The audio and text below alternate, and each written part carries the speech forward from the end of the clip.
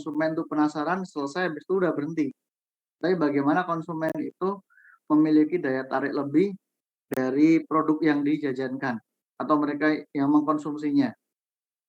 Nah, jadi saya tidak akan bahas satu poin per poin, tetapi saya langsung uraikan secara keseluruhan sesuai dengan pokok bahasan. Ya, kalau di satu-satu nggak akan cukup, apalagi sama contoh-contohnya. Nanti di bagian terakhir ada satu apa namanya video yang bisa disimak dari beberapa kasus yang terjadi. Jadi kalau berbicara mengenai perlindungan konsumen, kita harus paham mengenai pentingnya perlindungan konsumen itu sebagai bagian dari kelanjutan sebuah bisnis. Jadi keberlangsungan sebuah usaha juga menuntut banyak hal, termasuk keterkaitan antara konsumen dengan pelaku usaha sendiri. Karena di dalamnya bisa berbicara mengenai berbagai macam jenis kecurangan, terus ketidaksesuaian antara harapan dengan produk yang diterima, termasuk bagaimana pelaku usaha juga bisa menyalahgunakan wewenang, ini juga menjadi sebuah permasalahan. Nah, jadi kesesuaian atau kualitas barang yang dijajakan itu seperti apa, terus kejujuran, nilai-nilai loyalitas konsumen yang dibuktikan dalam bentuk apa namanya ketagihan. Jadi rasa ingin tahu atau rasa puas dari konsumen itu terbukti dengan bentuk apa namanya antara harapan dan juga kesesuaian antara harapan dengan produk yang diterima itu harus selaras. Nah, jadi perlindungan konsumen ini penting. Jadi usaha apapun, baik itu makanan, produk jasa, pasti memiliki yang namanya sebuah ketentuan. Apa yang terbaik? Kayak sederhananya orang beli buah nggak akan mungkin cari yang luarnya bagus, tetapi kualitas internal atau di bagian dalam buahnya adalah sesuatu yang buruk. Jadi inilah yang harus kita perhatikan baik-baik. Oke, berbicara mengenai perlindungan konsumen, juga tidak lepas dari hak dan kewajiban konsumen sendiri. Jadi hak konsumen itu ya tentunya bisa mendapatkan yang terbaik, harga yang murah, sesuai dengan keinginannya, terus tidak mengecewakan, dan lain sebagainya. Bahkan konsumen selalu berharap apa yang didapatkan ini sesuatu hal yang melebihi dari sekedar batas keinginannya. Dengan baik itu dari jangka waktu, fungsinya, kegunaannya, ini pun juga menjadi bahan pertimbangan bagi konsumen.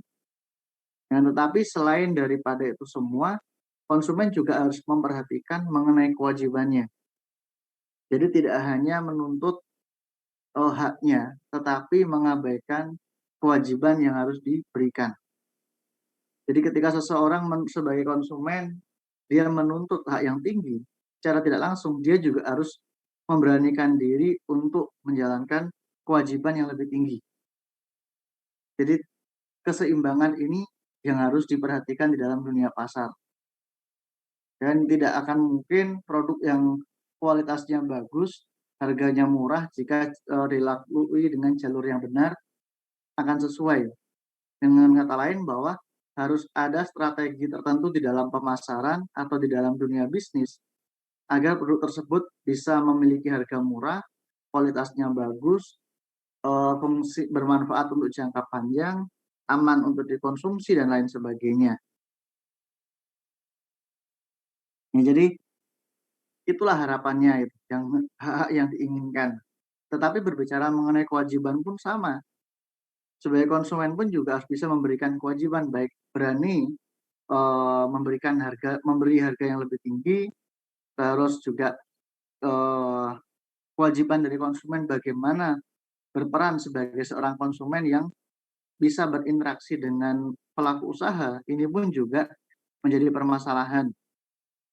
Karena seringkali yang banyak dipersalahkan itu adalah pelaku usahanya daripada konsumennya. Yang kayak misalkan kalau teman-teman perhatikan saja jalan-jalan ke daerah Malioboro, di teras Malioboro 1 ataupun 2, bagaimana proses interaksi tawar-menawar antara konsumen dengan pedagang. Yang seringkali disoroti adalah kedua pelaku usahanya. Karena apa? Karena sikap konsumen yang terlalu berlebihan. Misalkan yang nawarnya harganya tanggung-tanggung dari harga 50.000 ditawar jadi 10.000 ya kan. Itu justru itu kan, apa namanya, membuat perselisihan antara kesepakatan harga. Jadi penawaran yang berlebihan juga kadang membuat pelaku usaha menjadi emosionalnya pun juga sudah mulai tersentuh gitu. Bukan tersentuh dalam arti, terharu, tetapi justru malah mereka akhirnya malah emosional negatifnya yang akan muncul gitu. Tapi bagaimana melawan penawaran dengan cara yang baik, terus melakukan penawaran dengan konteks kebutuhan harga, kesesuaian produk, ini juga menjadi bahan pertimbangan. Ya, jadi tidak hanya eh, apa namanya pelaku usahanya, konsumennya pun juga harus belajar memahami bagaimana menjalankan sebuah transaksi. Nah, pengusaha pun sama. Pengusaha pun juga harus tahu tugas dan kewajiban sebagai seorang pengusaha itu seperti apa.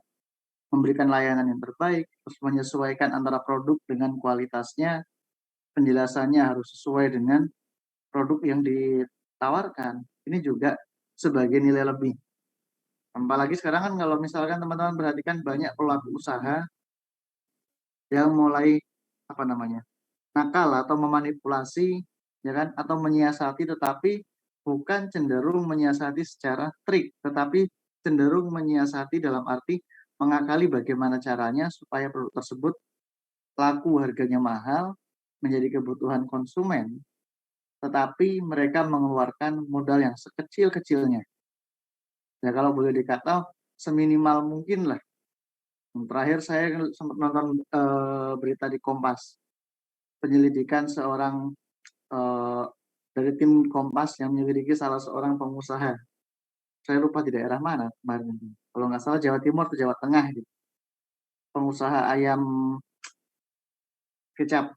Nah, jadi pengusaha tersebut sengaja membeli ayam bukan lagi ayam segar atau ayam yang sudah layak konsumsi, tetapi sengaja membeli ayam yang sudah mati beberapa hari sebelumnya atau memiliki penyakit tertentu dari para peternak. Jadi yang seharusnya ayam satu ekor dijual harga sekitar 31 sampai dengan 40, 48 atau 43.000. Tetapi karena itu ayam sudah dalam kondisi tidak baik, akhirnya bisa dibeli dengan harga 15.000. Dan itulah akhirnya diolah oleh pelaku usaha, terus bagaimana proses pembersihan dari bulu, pemotongan, pembuangan darah, sampai kelihatan bahwa ayam itu memang ayam yang tidak segar, baik dari aroma maupun dari kondisi fisik tidak disentuh, sudah mulai berlendir dan sudah tidak layak. Tetapi ya karena namanya juga ayam yang sudah tidak sesuai dan tidak layak dikonsumsi, tetapi ya pengusaha akhirnya mengakali gitu, dengan menggunakan beberapa bahan tertentu, misalkan mau direbusnya dengan waktu yang lebih lama, terus menggunakan apa namanya itu, seperti sitrun untuk menghilangkan lendir dan juga mengurangi baunya, itu juga salah satu strategi gitu. Tetapi dari hal tersebut bisa dilihat ketidakjujuran seorang pelaku usaha itu sendiri. Walaupun dari tim Kompas sempat bertanya mengenai bumbu rahasianya, sempat ditunjukkan hampir ya 80% ditunjukkan. Tetapi ada satu bumbu yang tidak ditunjukkan dikarenakan khawatir ditiru oleh yang bersangkutan. Nah, jadi hal tersebut ini justru tidak baik buat konsumen, ya kan? Secara tidak langsung ya kalau boleh ditotal dengan ayam dan bumbu dan juga proses memasaknya bolehlah bisa dihitung habis sekitar 40.000 aja. Tetapi ketika dijajakan di pasar, laku semua itu bisa dapat sampai dengan 200.000. Dan jadi secara tidak langsung sudah 5 kali lipat keuntungannya. Jadi ketidakjujuran itu yang akhirnya berdampak negatif bagi konsumen. Jadi pelaku usaha harus berani dan tahu diri bagaimana menjalankan sebuah bisnis itu dengan cara yang benar. Ya termasuk ya tadi kalau memang pengen harga yang baik ya harus berani memberikan standar juga yang baik gitu. Tapi yang itulah yang terjadi di dalam dunia bisnis. Nah, beberapa perbuatan yang dilarang, ini ada beberapa. Jadi beberapa peraturan pemerintah, terus perundang-undangan juga menyampaikan hal-hal berkaitan dengan aturan-aturan yang tidak diperbolehkan di dalam transaksi, kayak pemalsuan, terus berkaitan dengan eh, penggunaan barang yang tidak sesuai, termasuk juga di dalamnya juga mengenai produk-produk tertentu yang memang berdampak negatif, ya, seperti beberapa bahan-bahan obat-obatan. Jadi ada beberapa obat-obatan yang memang dilarang untuk dijual di toko-toko kelontong, tetapi khusus untuk dijual di apotek dan juga memerlukan resep dokter. Dengan kata lain bahwa produk tersebut harus dibeli dengan pemantauan lebih, jadi agar tidak disalahgunakan atau gagal dalam penggunaannya. Jadi hal-hal seperti ini adalah hal yang dilarang oleh pemerintah. Jadi undang-undang memberikan batasan mengenai transaksi bisnis dengan tujuan untuk menyelamatkan konsumen, sesuai penggunaan bahan-bahan kimia.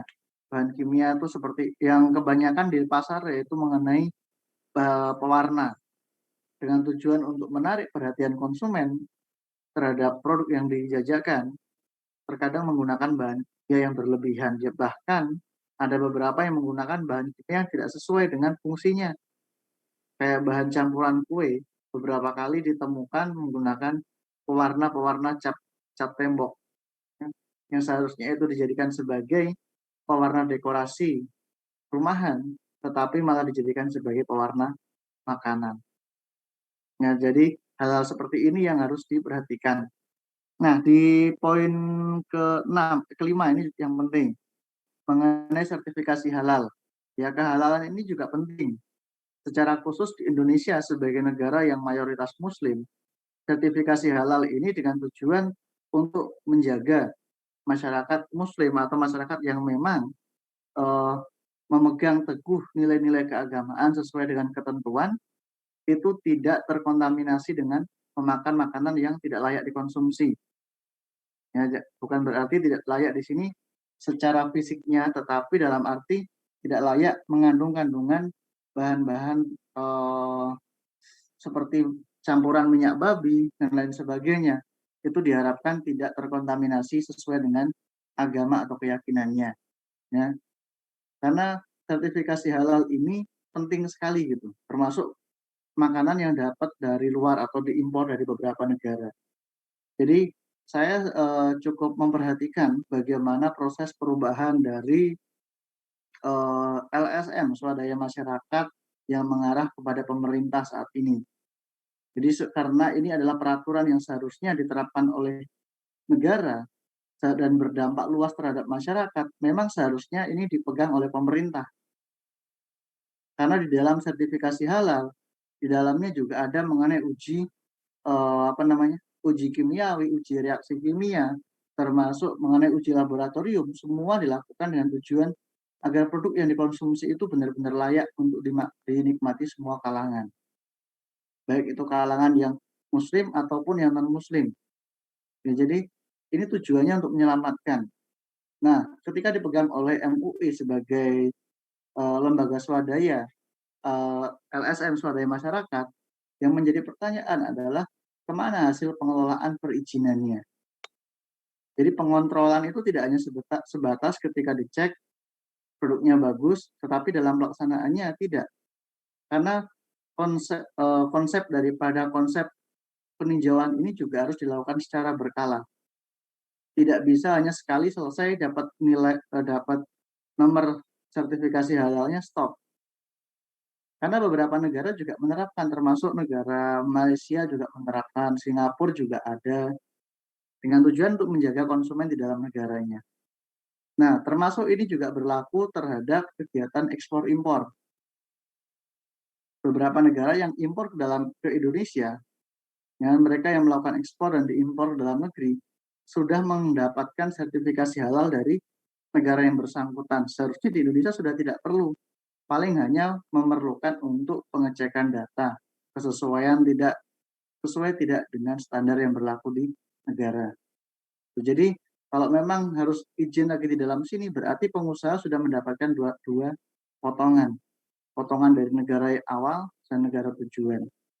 Jadi kerjasama ini memang tidak ada, karena masih dipegang oleh swadaya. Maka itu dengan adanya perubahan di tangan pemerintah di bawah Kementerian Agama, saya berharap sertifikasi halal ini bisa bekerja sama lintas negara. Jadi apa yang sudah dicek di negara yang bersangkutan cukup Indonesia mengetahui dan hanya untuk mengontrol saja sejauh mana produk tersebut layak untuk tidak diedarkan di masyarakat. Ya, jadi itulah yang banyak terjadi. Nah, berbicara ini pun juga sama. Jadi nilai-nilai tanggung jawab itu menjadi salah satu hal terpenting di dalam sebuah bisnis. Baik tanggung jawab dari pelaku usahanya, pembisnisnya, ataupun tanggung jawab dari konsumennya. Karena dalam transaksi bisnis, apalagi di era digital, sekarang itu bisnis mengalami 3 tahapan. Ya, dari pelaku usahanya, proses distribusi, dan terhadap konsumennya. Jadi produk yang bagus bisa jadi rusak di dalam proses pendistribusian dan sampai di tangan konsumen. Ataupun produk tersebut sudah terlanjur sudah tidak layak dikonsumsi oleh konsumen dikarenakan dari awalnya. Jadi distribusi hanya menyampaikan. Makanya itu perlunya kerjasama di era digital, pemantauan, pelaporan secara berkala ini salah satu nilai lebih. Ya, jadi banyak sekali yang perlu dicermati sebenarnya. Nah, jadi itulah terus termasuk mengenai tanggung jawab pengusaha. Jadi tanggung jawab pengusaha pun sama, kesesuaian produk, terus penggunaan bahan baku, terus pengontrolan, terus apa namanya, pengecekan berkala. Ini adalah salah satu tanggung jawab yang harus dipegang baik-baik. Termasuk proses pemasarannya, sesuai tidak produk tersebut dipasarkan. Dalam arti kesesuaian di sini antara kualitas produk dengan harga itu layak tidak. Karena ada beberapa produk yang memang harganya tidak layak dikonsumsi atau tidak layak bagi konsumen, tetapi produsen memaksakan atau pelaku usaha itu memaksakan eh, produk tersebut laku, ya kan? Ataupun sebaliknya, memberikan harga yang sangat rendah, tapi dengan kualitas yang sangat rendah juga. Jadi harus disesuaikan. Jadi konsumen harus sadar, tahu diri, kalau memang harganya segitu ya, itulah kualitasnya. Tetapi jangan sampai konsumen terlalu apa namanya, open membeli dengan harga yang tinggi, tetapi kualitasnya sangat rendah. Jadi tinggi dan rendahnya disesuaikan dengan hak dan kewajibannya itu sendiri. Jadi semakin besar tuntutan untuk seseorang menjalankan sebuah kewajiban, jadi hak yang diterima pun juga harus semakin besar. Jadi membangun kesadaran ini bukan sesuatu hal yang mudah dan perlu terus dikontrol, perlu diedukasi ke masyarakat, pentingnya kesesuaian. Jadi termasuk salah satunya ini mengenai pemanfaatan hari-hari raya. Jadi ada beberapa strategi yang diterapkan oleh pemerintah ataupun oleh para pelaku usaha dengan memanfaatkan hari raya kayak toko oleh-oleh. Ya, toko oleh-oleh itu lagi panen kemarin lebaran gitu. Sudah 2 tahun nggak lebaran, pasti saat ini mereka sedang panen bagaimana usaha mereka banyak di-booking oleh konsumen yang akan dibawa ke tempat atau lokasi tertentu. Nah, jadi ini adalah pemanfaatan momen kayak tahun baru, dan itu juga salah satu yang cukup besar dampaknya. Jadi pelaku usaha kayak penjual makanan-makanan tradisional paling laku ya seringkali di momen-momen tertentu. Kalau hari-hari biasa seringkali ya tidak seberapa, tetapi ada. Contohnya ya memanfaatkan lokasi wisata. Pemanfaatan lokasi wisata itu adalah salah satu strategi bagaimana pengusaha menjual produk yang memang khas dari daerah tersebut untuk dijajakan pada konsumen. Nah, apalagi makanan-makanan yang memang memiliki rasa tertentu, ciri khas daerah tertentu, bahkan dikemas dengan konsep pola seni yang menarik, seringkali konsumen justru malah lebih tertarik. Kayak misalkan kerajinan-kerajinan tangan dalam bentuk candi, kan lebih banyak ada di daerah Jogja. Ya, tapi kalau di daerah-daerah Jakarta atau apa nggak akan laku. Dan ketika orang dari Jakarta datang ke daerah Jawa Tengah, ataupun sekitaran Jogja, itu menjadi salah satu ikon atau apa namanya, souvenir buat mereka ketika mereka menunjukkan bahwa mereka pernah datang ke lokasi tersebut. Jadi pemanfaatan hari raya ataupun lokasi penjualan ini juga berpengaruh. Ya kayak misalkan, apa namanya itu, para pelaku-pelaku usaha yang di daerah Prambanan, ya kan, mereka jual miniatur candi Prambanan yang kecil-kecil untuk gantungan kunci, itu pun juga salah satu strategi, disesuaikan dengan lokasi jualannya. Ya kalau misalkan di daerah Borobudur ya pasti motif Borobudur itu sendiri yang dijual. Termasuk mengenai oleh-oleh makanan khas daerah Jogja sendiri. Karena dengan adanya momen hari raya ini, keuntungan pelaku usaha itu cukup tinggi. Terakhir saya tahu itu di daerah itu, pelaku usaha bakpia di dekat Bakpia 25, bakpia apa itu kemarin. Nah, semenjak Lebaran ya banyak orang yang ngeborong gitu.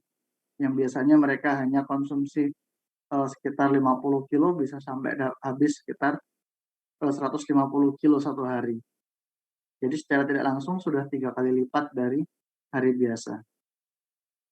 Ya, tetapi ya jangan pernah disalahgunakan oleh para pelaku usaha. Nah, yang di 8 ini mengenai periklanan. Periklanan ini sangat penting di saat ini. Kenapa saya bilang ini sesuatu hal yang sangat penting? Periklanan di era digital ini dampaknya sangat tinggi, pengaruhnya terhadap bisnis sangat kuat. Jadi periklanan di sini perlu kompetensi khusus, baik dari pengemasannya, terus teknik periklanannya, bagaimana diiklankan dalam bentuk gambar saja, ataukah dalam bentuk konsep karikatur tertentu, ataupun dalam bentuk video pendek, bahkan dalam bentuk interview terhadap konsumen, ini juga sudah menjadi bagian periklanan. Nah, jadi periklanan di sini harus bisa menyesuaikan produk yang dipasarkan. Misalkan kayak produk-produk makanan yang paling mudah itu. Sesuai tidak dengan yang disampaikan. Misalkan kandungannya apa saja, rasanya seperti apa, terus bahan-bahan bakunya apa saja yang secara umum bukan menjadi rahasia perusahaan. Ini patut untuk diperhatikan. Karena sekarang banyak orang apa namanya mudah terkecoh karena iklan. Apalagi memanfaatkan beberapa media seperti medsos ataupun memanfaatkan layanan-layanan periklanan khusus seperti Google Ads dan sebagainya. Dan bahkan beberapa aplikasi memang sengaja dibuka untuk periklanan dengan tujuan membantu para pelaku usaha. Jadi periklanan ini juga harus dicermati. Karena beberapa kali saya pun juga seringkali terjebak dengan pemaparan ataupun foto yang disajikan kayak makanan-makanan yang disajikan di GoFood ya kan, terus di Gojek, di Shopee Food gitu kan. Penampilan memang menarik gitu. Tetapi ketika sudah nyampe tidak sesuai. Ketika diperhatikan walaupun kelihatannya di mangkok fotonya itu full gitu. Tetapi waktu nyampe ternyata ukurannya kecil banget nih. Jadi itu kan bisa jadi memang pengambilan fotonya dengan jarak yang dekat ataupun pengambilan fotonya dengan menggunakan mangkok yang kecil. Jadi kesesuaian seperti ini harus diperhatikan baik-baik di era digital. Karena banyak orang yang mulai menyalahgunakan. Termasuk yang saya ingat itu adalah salah satu periklanan yang menjelek-jelekan produk lain. Ya kan kayak kasusnya air mineral atau siapa itu Ustadz siapa lupa namanya. Yang mengunggulkan produknya tetapi menjelek-jelekan produk yang sudah ada seperti Aqua dan Fit. Kalau saya pernah perhatikan juga. Jadi ini harus diperhatikan. Jangan sampai apa yang dilakukan itu melanggar kode etik. Jadi harus bersaing dari segi kualitas, bersaing dari segi layanan. Terkadang konsumen kan tidak selamanya akan melihat kualitas produknya. Terkadang melihat juga dari pelayanannya. Bahkan tidak jarang makanannya rasanya pas-pasan ataupun barangnya juga tidak terlalu menarik, tetapi karena pelayanannya bagus, konsumen justru malah tertarik. Ya, jadi hal-hal seperti ini yang paling banyak dijumpai saat ini, karena itu bagian daripada strategi pemasaran. Kesesuaian tarif, terus bagian tawar-menawar dan sudah. Nah, terus mengenai penggunaan beberapa bahan yang cukup berbahaya. Ya kan, kayak misalkan kayak petasan itu tidak boleh diiklankan. Dikarenakan ya dampaknya atau pengaruhnya negatif gitu. Di balik itu juga ada nilai-nilai keindahan kayak kembang api dan sebagainya. Jadi itulah yang terjadi. Terus nah, yang berikutnya mengenai transportasi. Transportasi pun serupa. Ada beberapa kendaraan yang memang memiliki masa berlaku. Ya, dengan kata lain kendaraan juga memiliki memiliki kekuatan fisiknya. Seperti kereta api, kendaraan terus motor. Dengan dibalik perawatan juga harus diperhatikan juga kualitas materialnya. Jadi kendaraan termasuk penggunaan bahan bakar, dampak terhadap lingkungannya seperti apa, tingkat kenyamanan terhadap konsumen seperti apa, ini juga perlu diperhatikan. Karena berbicara mengenai transportasi tidak lepas dari kegiatan mobilitas, perpindahan seseorang dari satu tempat ke tempat lain, dan di dalamnya juga berbicara mengenai eh, lokasi-lokasi tertentu yang memang diperbolehkan dan tidak. Jadi perlindungan konsumen di sini ada beberapa kendaraan yang memang tidak boleh melalui wilayah tertentu.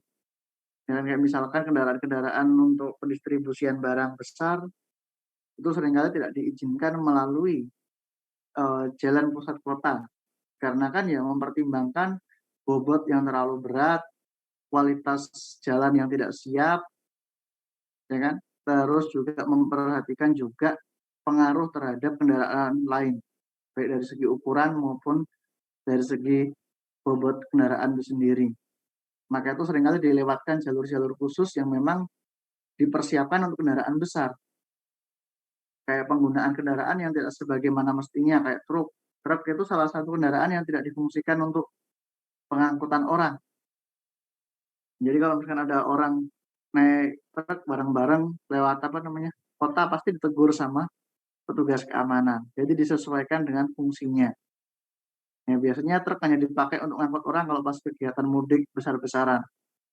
Kayak kemarin saya sempat lihat beberapa tempat dengan menggunakan truk dari satu wilayah ke wilayah lain. Karena kan yang naik langsung banyak, mengantisipasi dan dengan tujuan untuk mengefisienkan keuangan.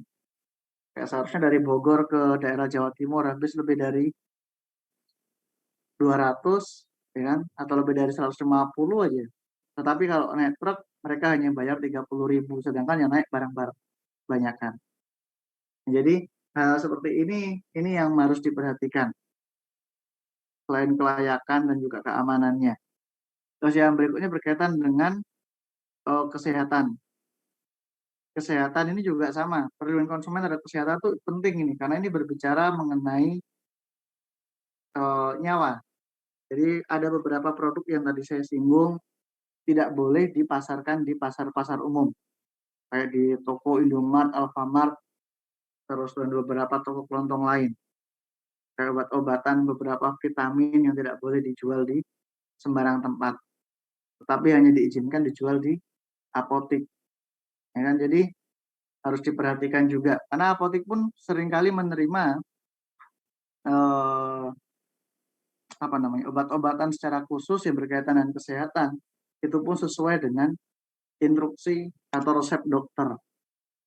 Dengan kata lain, sebelum dilakukan pembelian, konsumen sudah menunjukkan ini loh, itu sudah mendapat rekomendasi dari tenaga ahli. Dengan demikian meminimalisir kegagalan ataupun penyalahgunaan ataupun ketidaktahuan konsumen di dalam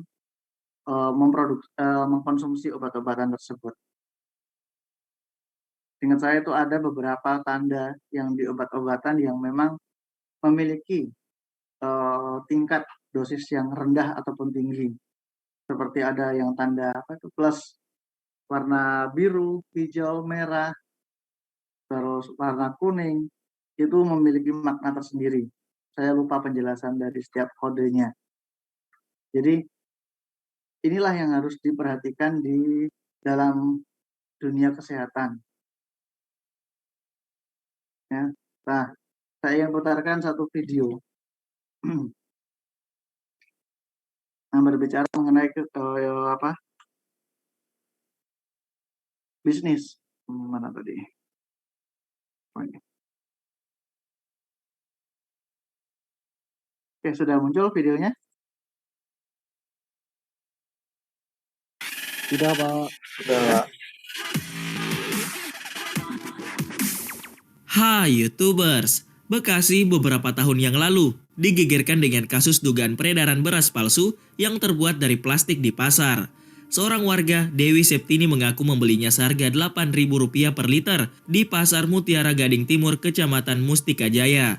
Anehnya, sewaktu dicuci, beras tersebut mengambang, tidak tenggelam seperti beras versi aslinya. Setelah dimasak, tekstur nasi yang dihasilkan pun berbeda. Dewi dan anaknya mengaku sakit perut setelah mengkonsumsinya. Bukan hanya beras yang dipalsukan, seperti dikutip dari situs produk makanan abal-abal marak ditemukan di Cina, yang terkenal dengan produk tiruannya dari pakaian, tas, juga elektronik. Dan berikut daftar makanan palsu yang beredar di Cina. Tapi sebelum masuk ke daftar, di bawah video ini ada tombol subscribe atau tombol berlangganan. Kalau kalian suka dengan konten-konten daftar 5, kalian bisa menekan tombol itu untuk berlangganan video atau konten daftar 5. Dan ini gratis. Oke, lanjut. Beras plastik.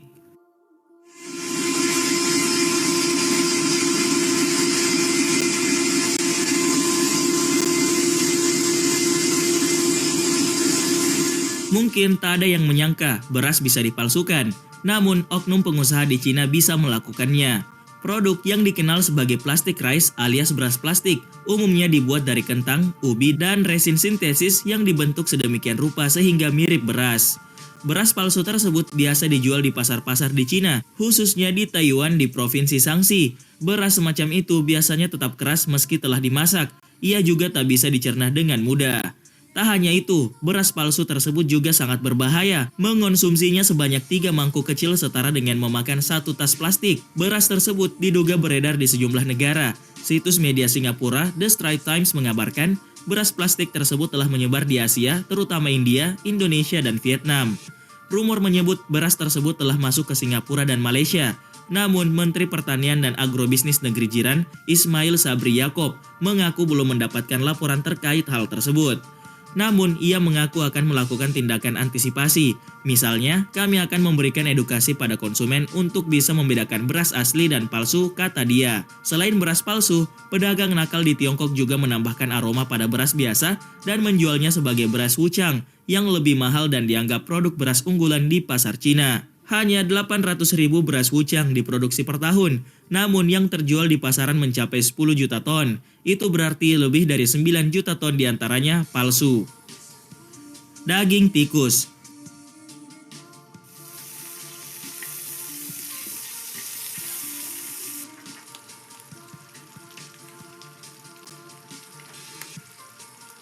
Bukan cuma beras, oknum penjual nakal di Tiongkok juga memalsukan daging. Mereka menambahkan bahan-bahan kimia pada daging tikus, musang, dan rubah, lalu menjualnya sebagai daging kambing. Skema pemalsuan itu sangat populer dan sukses, sampai-sampai polisi menahan lebih dari 900 orang dan menyita sekitar 20.000 ton daging kambing palsu hanya dalam waktu 3 bulan. Seorang penjual, sebut saja namanya Wei, bahkan meraup lebih dari 1 juta pound sterling dari penjualan daging kambing tiruan itu. Ia mencampurkan daging rubah, musang, dan tikus dengan nitrat, gelatin, dan karmin atau pigmen merah untuk mewarnai daging, lalu menjual produknya itu ke pasar. Kepolisian Tiongkok bahkan memposting tutorial di situs mikroblog seperti Twitter, Sina Weibo untuk memberikan informasi agar orang bisa membedakan daging kambing palsu dan asli. Sebab sepintas lalu perbedaan antara keduanya sama sekali tak kentara. Pada daging asli, bagian merah dan putih tak terpisahkan meski dirobek dengan tangan atau direbus serta dimasak. Hal sebaliknya akan terjadi pada kambing palsu. Kebanyakan orang tak bisa membedakannya. Tahu kimia. Aparat Cina menutup 2 pabrik tahu di Wuhan, Provinsi Hubei, gara-gara menjual tahu palsu yang dibuat dari bahan-bahan kimia. Seorang pekerja mengaku mereka mencampurkan protein kedelai dengan tepung, monosodium glutamat, pigmen, dan es. Lalu, tahu-tahu palsu itu dikemas dan dijual dengan merek perusahaan lain yang memproduksi tahu asli. Menggunakan protein kedelai bukan yang terparah. Kelompok kriminal lain bahkan membuat tahu palsu dengan menambahkan rongalit, bahan pemutih industri yang bisa memicu kanker. Cairan itu dianggap bisa membuat tahu semakin kenyal dan penampakannya putih terang. Sindikat yang dipimpin 3 orang yang masih sepupu telah menjual lebih dari 100 ton produk mereka ke publik yang tak menaruh curiga. Saat menggerebek pabrik mereka, polisi menemukan para pekerja membuat tahu palsu itu menggunakan peralatan yang kotor dan joroknya bukan main.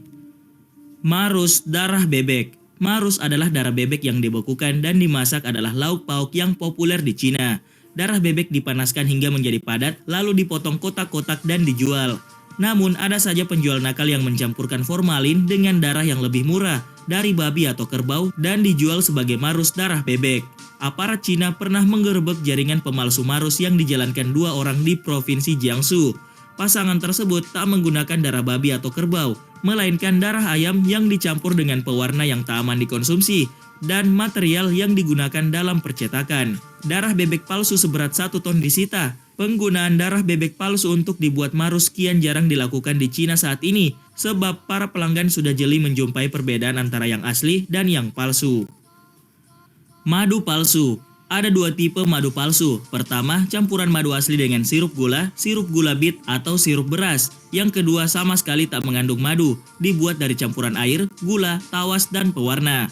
1 kg madu palsu bisa diproduksi hanya dengan biaya 10 yuan, lalu dijual dengan harga 60 yuan. Sekitar 70% madu yang dijual di Provinsi Jinan palsu.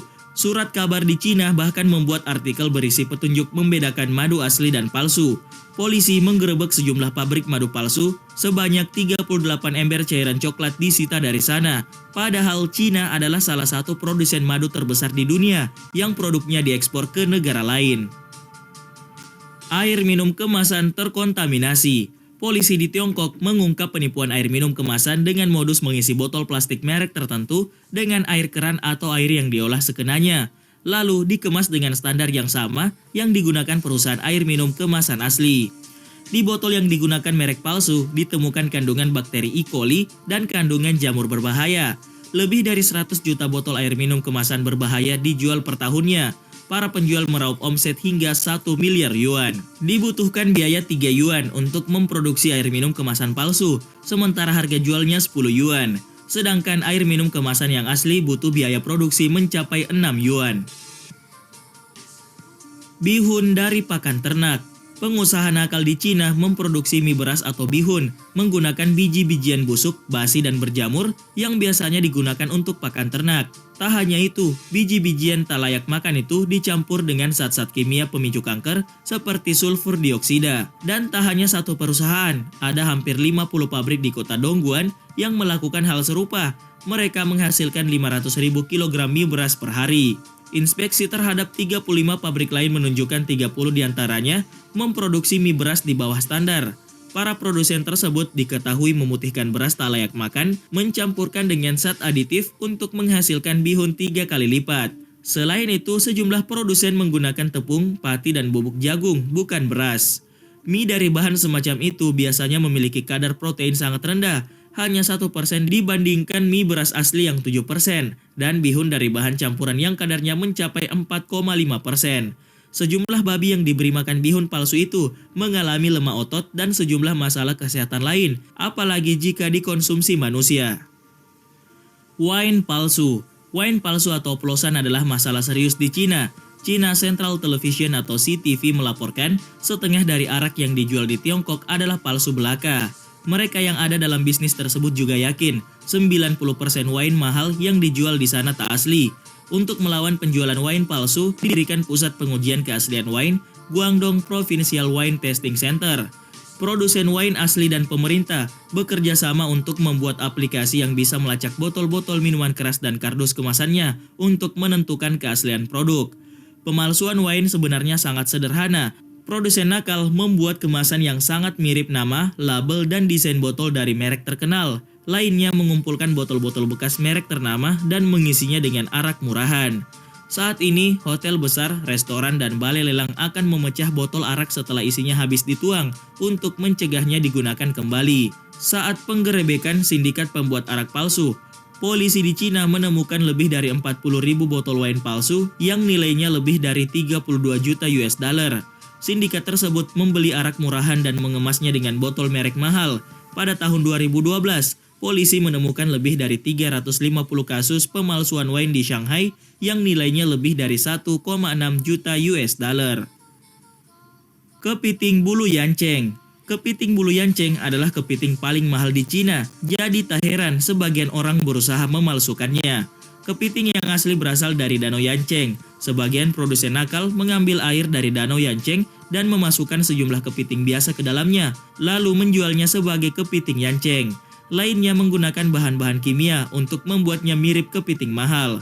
Hanya 1 dari 300 kepiting yanceng yang asli. Jumlah total kepiting yang diproduksi dari yanceng kurang dari 3.000 ton per tahun, namun ada lebih dari 100.000 yang dijual di pasaran. Untuk melawan peredaran kepiting palsu, Suzhou Crab Business Association menuntut segel plastik khusus dengan kode dilekatkan pada masing-masing cakar kepiting bulu yanceng yang asli. Namun rencana tersebut gagal karena penanda yang sama dilekatkan pada kepiting palsu. Bakpao isi kardus. Pada tahun 2007 lalu sempat muncul pemberitaan tentang bakpao isi kardus, roti kukus yang diisi campuran kardus, bahan kimia dan perisai daging babi, sehingga tekstur dan rasanya mirip daging.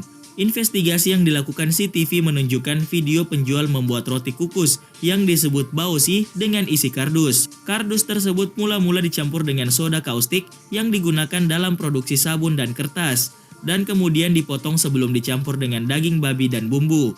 Apa saja resepnya? Tanya si reporter. 6:4 kata penjual. Yang Anda maksud 60% kardus, apa 40% sisanya? Tanya reporter lagi. Daging berlemak, jawab si penjual. Video tersebut menyebar dengan cepat, dikabarkan kembali oleh media dan organisasi internasional. Namun, pemerintah Cina memberikan bantahan dengan menuding media internasional membesar-besarkan kabar tersebut dan menyebut bakpao isi kardus kabar bohong belaka alias hoax. Badan Pengawas Makanan Beijing atau Beijing Municipal Food Safety Office mengatakan tidak ada temuan bakpao isi kardus yang mereka hasilkan. Mereka mengatakan meski kandungan kardus dalam roti kukus hanya 5%, hal itu akan mudah diketahui. Daging tiruan seperti itu juga tak gampang dikunyah. Reporter acara tersebut, si Beijia juga ditahan atas tuduhan memalsukan berita demi mendongkrak rating. Pada 12 Agustus 2007, dia divonis 1 tahun penjara dan denda $132 Amerika Serikat.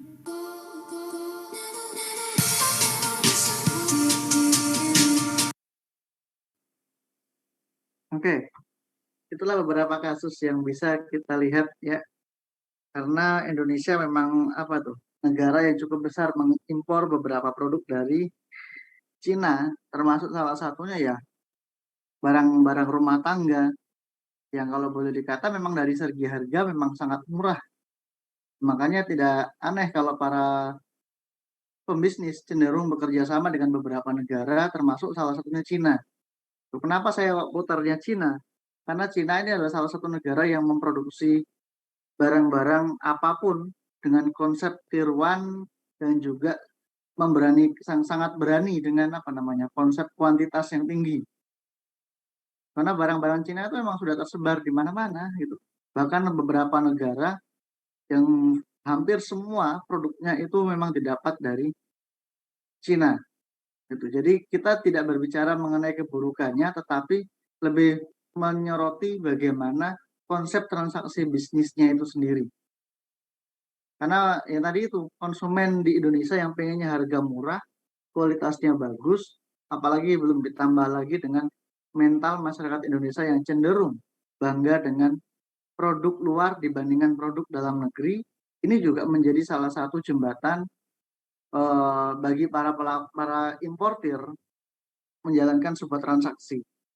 Termasuk ya kalau boleh dikata terakhir saya sempat tahu itu ada beberapa negara, bukan dari Cina tetapi dari negara tetangga, lupa saya dari negara mana kemarin, sempat mengimpor beberapa sampah ke Indonesia. Jadi mereka mengekspor dari negaranya dan Indonesia sebagai importir mengambil beberapa produk-produk seperti beberapa sampah yang memang masih layak untuk digunakan bagi para pengusaha tersebut dengan tujuan untuk mendapatkan keuntungan uang, tetapi tidak mempertimbangkan dampak terhadap negara sendiri. Jadi inilah yang terjadi di dalam dunia bisnis. Dan kalau teman-teman terjun benar-benar di lapangan, memang cukup memprihatinkan sebenarnya gitu. Jadi banyak pelaku usaha yang hanya berpikir mengenai keuntungan, tetapi tidak berbicara, tidak mempertimbangkan mengenai dampaknya seperti apa. Terus bagaimana jika hal tersebut itu juga akan dikonsumsi oleh anggota keluarganya dan sebagainya. Jadi inilah kejamnya dunia gitu. Oke, silakan jika ada yang mau menanggapi dari video yang yang barusan diputar ataupun terkait dengan materi yang sudah dipaparkan tadi. Silakan. Izin Oke, yang sudah bertanya, angkat Pak. tangan. Apakah Silakan, suara Pak. saya terdengar? Sudah, Pak. Silakan. Saya izin bertanya nggih, Pak. Kan itu udah banyak pemalsuan produk-produk di Cina gitu ya, Pak.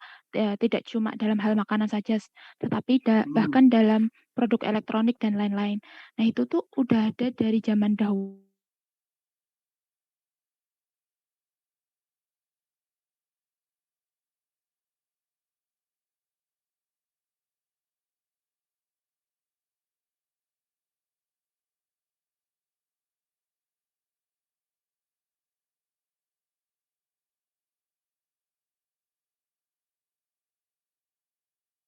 Pemalsuan produk tersebut, Pak. Oke, kalau aturan resmi Cina saya kurang begitu tahu, gitu. Tetapi Cina itu sebagai salah satu negara yang cukup bebas berkaitan dengan pemalsuan ya. Ya kalau boleh dikata mereka memandangnya bukan sebagai barang palsu. Konsep pola pikir orang-orang Cina itu cenderung meniru, gitu loh. Kalau masalah palsu itu seringkali ya tadi itu mereka mencuri mereknya, mencuri beberapa apa namanya ide dari negara-negara lain kayak negara Jepang itu sangat-sangat jengkel dengan negara Cina apa? Karena orang Cina selalu bisa meniru apa yang Jepang lakukan. Walaupun Jepang dari segi teknologinya sangat maju, tetapi Cina seringkali masyarakat Cina itu tingkat eksperimennya itu tinggi. Makanya Indonesia menjalin kerjasama dengan Cina dalam hal teknologi salah satunya. Kalau teman-teman ngikutin berita pembangunan kereta cepat Jakarta-Bandung, Indonesia pertama kali rencananya bekerja sama dengan Jepang. Tetapi Jepang hanya memberikan produk jadi siap pakai, tidak mau transfer ilmu. Dengan kata lain, Indonesia juga pengen sebagai negara maju, sebagai negara yang sedang berkembang ini mendapatkan ilmu dari Jepang. Tapi Jepang tidak mau. Jepang cenderung mau merahasiakan bagaimana proses pembuatan kereta cepat atau pengoperasionalan kereta cepat itu sendiri. Akhirnya pemerintahan Jokowi tidak memilih Jepang sebagai negara relasi, tetapi malah mendapat tawaran dari Cina. Cina mau bekerja sama dengan Indonesia, siap untuk mentransfer ilmu, jadi orang Indonesia boleh tahu rahasia pergerakan kereta cepat itu sendiri. Akhirnya ya dalam proses pengerjaannya pun Cina selalu melibatkan orang Indonesia, dan disinilah kesempatan orang-orang Indonesia, teman-teman dari teknik, dari jasa transportasi bisa mengambil ilmu dari Cina gitu. Jadi selain yang kita tidak bisa pungkiri gitu, negara Cina memang negara yang cukup padat sekali gitu dari segi penduduk. Memang saya akui gitu. Saya belum pernah tinggal di sana, cuma saya banyak pernah ngobrol dan pernah video call dengan beberapa teman di Cina. Memang konsep penduduknya memang kalau boleh dikata padatnya memang nggak ketulungan gitu. Satu rumah itu satu ruko bisa untuk 3 keluarga atau 4 keluarga. Gitu. Jadi konsep persaingan bisnisnya pun sama. Bahkan setiap rumah itu punya home industry. Inilah yang dimiliki oleh Cina. Jadi satu rumah itu hampir semua punya industri. Jadi konsep kerja dengan orang lain itu cenderung di nomor kesekian kan, di nomor kedua, tiga dan seterusnya. Makanya itu mereka cenderung mengutamakan home industry kayak pembuatan produk-produk kayak gunting kuku yang satu paket itu ada gunting kuku, ada berbagai macam alat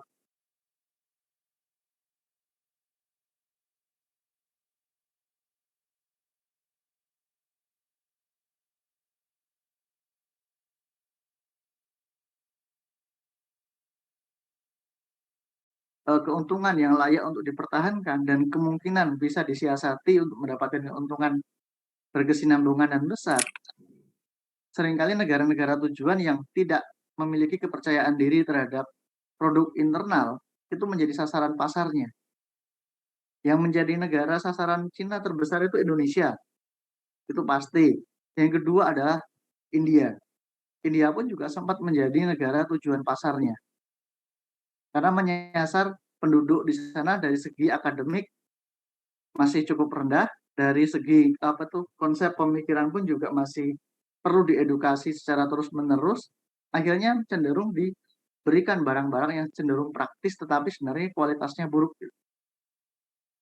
Itu makanya Indonesia kalau boleh dikata apa ya? Kita tuh punya bahan mentah banyak Indonesia itu kalau. Makanya tidak aneh kalau Amerika sempat heboh dengan pemerintah Indonesia dikarenakan beberapa pasokan bahan mentah itu ditahan oleh Indonesia. Seperti nikel terakhir itu emas yang diambil oleh PT Freeport yang sekarang diambil oleh Indonesia lebih banyak gitu ya, karena memang dari segi kualitas tanah, kualitas hasil bumi Indonesia memang unggul gitu. Tetapi yang tidak unggul adalah kemampuan SDM-nya. Kemampuan SDM kita yang masih sangat terbatas, masih sibuk ngurusin agama. Negara-negara lain sudah berbicara mengenai matahari buatan, senjata nuklir, terus apa namanya, tenaga pengganti bahan bakar minyak, sudah mulai berpikir bagaimana menggantikan sumber daya negara mereka yang terbatas sebagai energi baru, kayak memanfaatkan tenaga surya, pemanfaatan tenaga angin. Indonesia masih belum nyampe sebagian itu. Inilah yang seringkali dijadikan beberapa negara Indonesia sebagai negara konsumtif sajalah udah gitu. Makanya dengan pemerintahan yang cukup open saat ini, dengan anak-anak muda yang cukup terbuka dengan teknologi, bisa ngambil ilmu dari dari media sosial ataupun lintas negara dengan beberapa teman, ini adalah kesempatan baik. Begitu Mbak. Sayang sekali jujur saya tuh. Karena Indonesia itu memang negara yang sangat kaya kalau saya bilang gitu. Sekarang aja kayak handphone yang kita pakai gitu. Ya kan? Apakah handphone itu sudah benar-benar 100% buatan Indonesia? Belum ada yang 100%. Sebagian komponen masih ngambil dari luar. Ya kan? Tapi ya memang ada yang sudah 90% sudah dibuat oleh anak bangsa sendiri dan mulai mengembangkan. Dan negara-negara lain sekarang konsep digitalisasi itu sudah sangat keren. Saya lihat beberapa kampus di luar negeri, konsep presentasinya sudah nggak pakai lagi proyektor. Semuanya sudah menggunakan iPad mereka masing-masing. Terus saya belum lagi ketika melakukan pergerakan pergantian slide, pergerakan itu sudah menjadi hal yang biasa, tidak pakai lagi alat tambahan, tetapi sudah menggunakan kode dan rumus tertentu. Pikir saya, sudah secanggih itu dunia luar. Gitu. Makanya cukup memprihatinkan gitu. Mulai dari segi kualitas air bersih pun Indonesia saya kira masih cukup tinggi, masih tertolong dengan beberapa hutan yang masih cukup baik. Makanya itu kalau teman-teman punya rumah, halaman rumah masih ada pohon, itu salah satu nilai lebih gitu dibandingkan dengan beberapa wilayah yang memang sama sekali nggak ada pohon. Kayak di Jakarta itu, aduh, saya paling nggak betah di Jakarta itu. Lama-lama udah udaranya nggak enak, kiri kanan kendaraan semua, dan kita mau nyari tanah saja rasanya kemana-mana yang diinjak itu aspal. Tapi ya tetap aja masih ada beberapa wilayah yang memang sangat jauh, yang kaya-kaya banget, yang miskin-miskin yang nggak ketulungan. Gitu. Jadi harus bisa cermat Mbak, saran saya. Itu. Saya pernah dapat barang palsu banyak dari segi kualitas. Kayak saya sempat setelah beli apa itu, sempat nyari kamera dari segi yang ditunjukkan keren gitu, kualitasnya bagus. Ketika nyampe di tempat, boleh gambarnya nggak jelas, Tapi waktu diperhatikan lagi saya akhirnya karena penasaran saya bongkar, ternyata material dalamnya buatan Cina semua, Mas. Tapi ya itulah yang terjadi. Oke, silakan yang lain.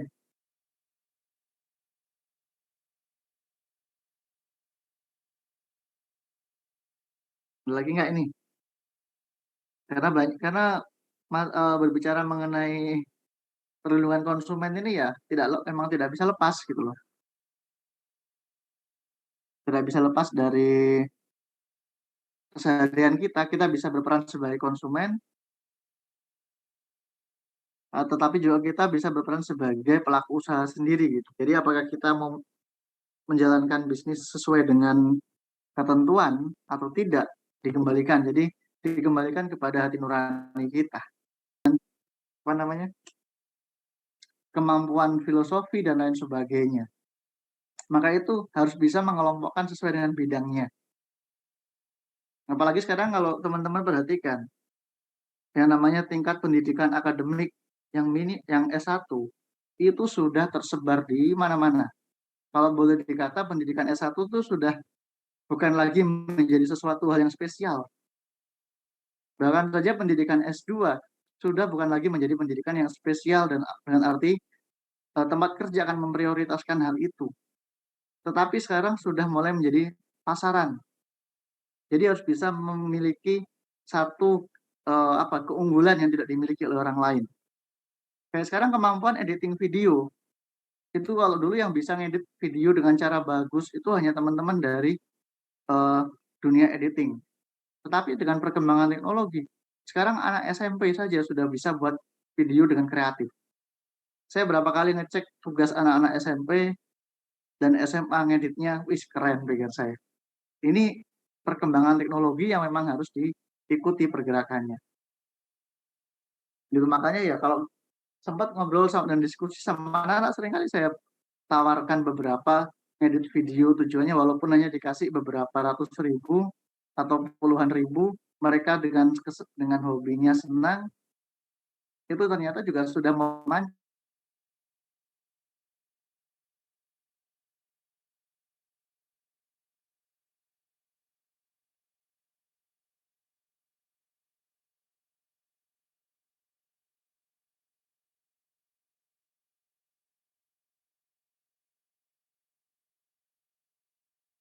Ya, jadi nanti ya ada satu materi lagi loh, nggak salah, yang cukup praktis yang nanti akan banyak dijumpai di lapangan. Mungkin itu saja dari saya. Kalau nggak ada lagi kak yang mau ditanyakan? Nggak ada? Ya sudah, kalau nggak ada kita lagi saja kelas kita siang ini.